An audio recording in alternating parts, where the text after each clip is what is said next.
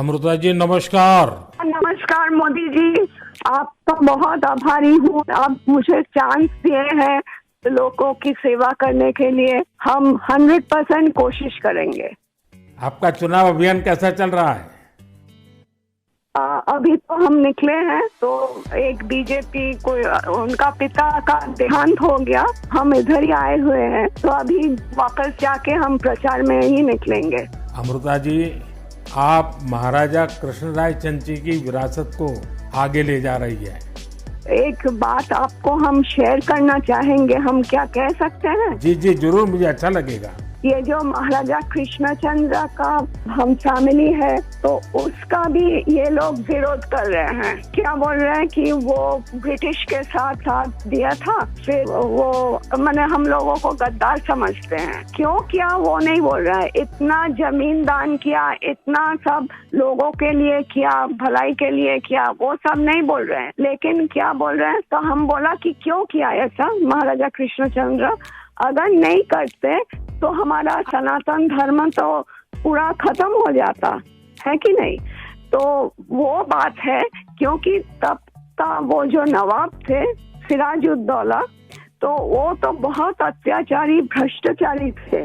तो उसीलिए उन्होंने तो अकेला नहीं किया, बहुत सारे राजाओं के मिलन हुआ, उसके बाद सभी ने किया।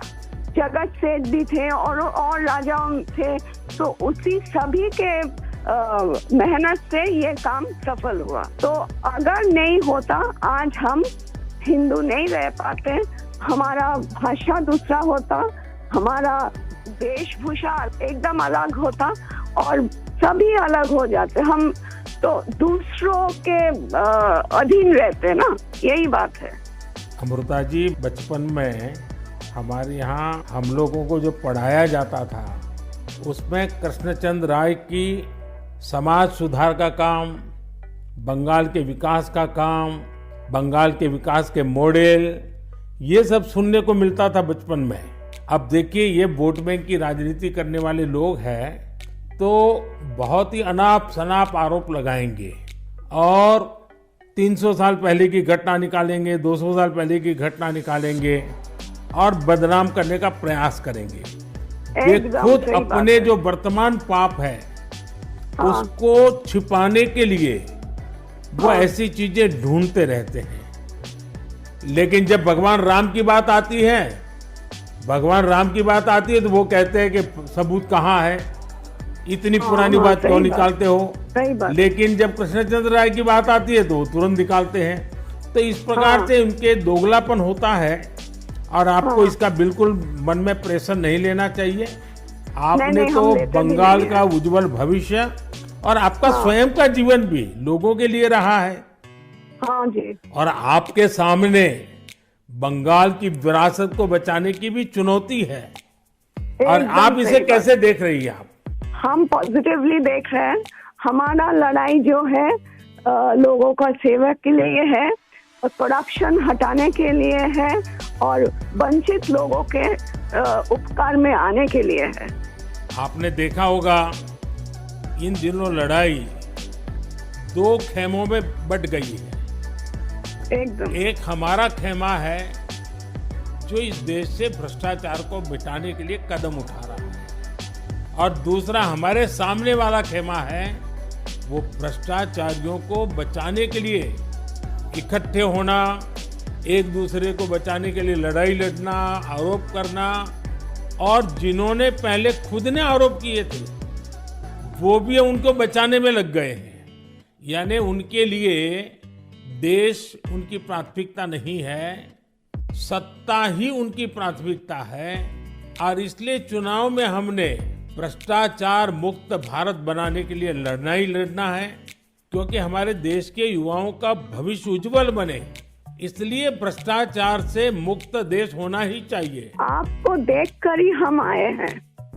जी अमृता जी, मैं बहुत आपका आभारी हूँ, क्योंकि हमारी टोली को आपने जब ये बताया तो मुझे जरूर लगा कि मुझे एक बार आपसे बात करनी चाहिए। अमृता जी, बंगाल के अन्य इलाकों की तरह हाँ जी, कृष्णा नगर में भी बीजेपी को बहुत उम्मीद के नजर से देखा जाता है।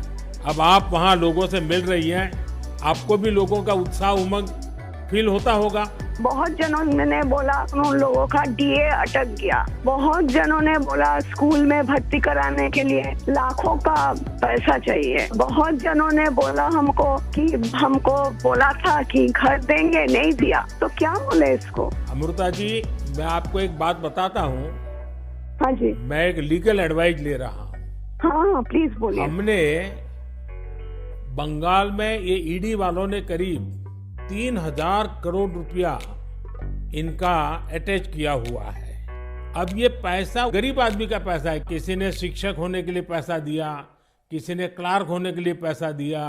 वो सभी लोग जानते हैं। वो एकदम फेडअप हो गया, एकदम हाल छोड़ दिया। हम जो देख रहे हैं टीएमसी के ऊपर बहुत लोग नाराज है क्योंकि ये सब बहुत अत्याचार हो रहा है। तो मैं जो लीगल एडवाइस रह रहा हूँ, तो मेरी इच्छा ये है, अगर मुझे लीगल एडवाइस मिलेगी तो नई सरकार बनते ही जो भी कानूनी प्रावधान करना पड़ेगा, कोई नियम बनाने पड़ेंगे, तो मैं ये जो 3,000 करोड़ रुपया है, जो गरीब लोगों का पैसा है और जिसने इस प्रकार का पैसा रिश्वत में दिया है, उन सबको मैं वापस पैसा करना चाहता हूँ। तो आप पब्लिक में जरूर बताइए कि मोदी जी से मेरी फोन पर बात हुई है और उन्होंने कहा है कि बंगाल के लोग विश्वास करें कि जो 3,000 करोड़ रुपए ईडी ने अटैच किया हुआ है, वो 3,000 करोड़ रुपया गरीबों का पैसा है बंगाल के, और वो उनको वापस देने के लिए कोई न कोई रास्ता मैं खोजूंगा। ये जरूर बताइए आप लोगों को। हम बोलेंगे।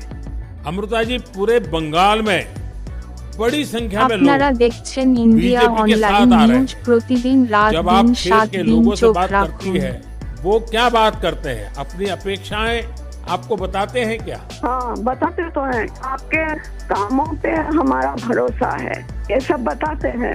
और हम पूछते हैं कि महुआ मैत्रो का क्या होगा, बोलो उसको तो जेल ही जाना है। अच्छा, लोग बोलते हैं। हाँ जी। अच्छा, ये मोदी की गारंटी को लेकर आपके लोकसभा के क्षेत्र में लोगों तक बात पहुंची है?